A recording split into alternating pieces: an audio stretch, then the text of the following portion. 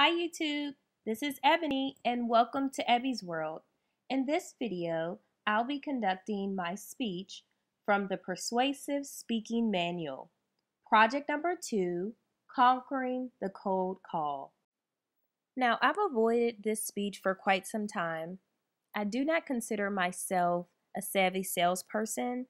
However, I knew I had to complete this speech to receive my Advanced Communicator Bronze Award. So as you observe, provide your feedback and let me know your thoughts. People change only when the change is beneficial or necessary. Good afternoon, fellow Toastmaster members, and good afternoon to our welcome guests. This afternoon, I'd like to talk to you all about cold call selling, or selling of an item that is expensive or product that may be expensive. Now, cold call selling differs quite a bit from a normal selling process.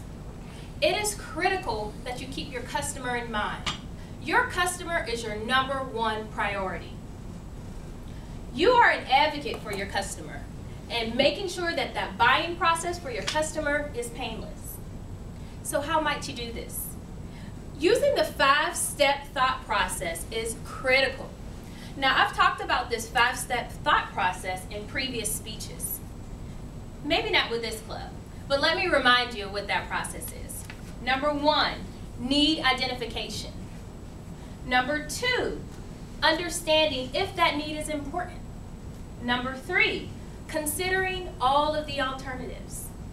Number 4, choosing which alternative will meet your need the best.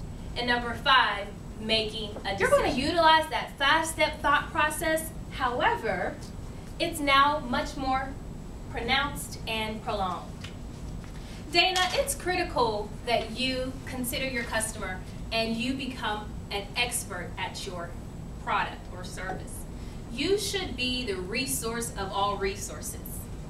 Tony, it's also important to be a very effective communicationalist, whether it's written or verbally.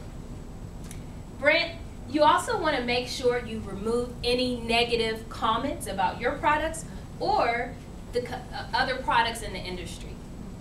Another cool tip to bring out is to make sure that you bring brochures or information.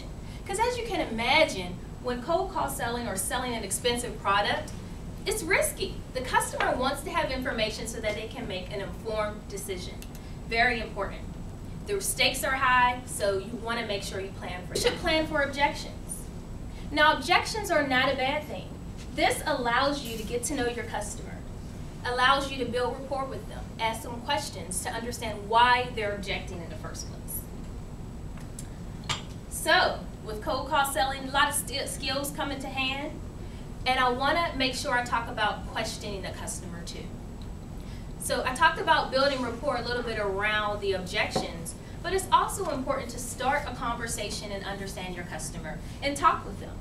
Understand who they are, what they stand for, and then lead in with questions that begin with what and how.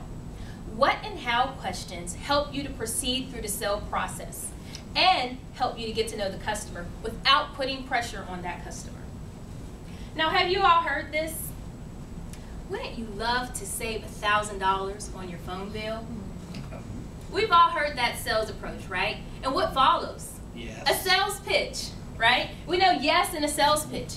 That puts the customer on the spot, and you want to avoid doing this. You want to follow through with asking what and how questions, and then build rapport with your customer to lead through the sales process. Remember, as I mentioned before, you are the customer's advocate. You are there to help the customer and to inform them so that they can make an informed decision. At this time, I want to demonstrate this process with my partner. I'm going to ask Dana to come up, so please give me 1 minute to set up and prepare for this portion of my speech. So what did you think? Make sure you comment to give me some feedback.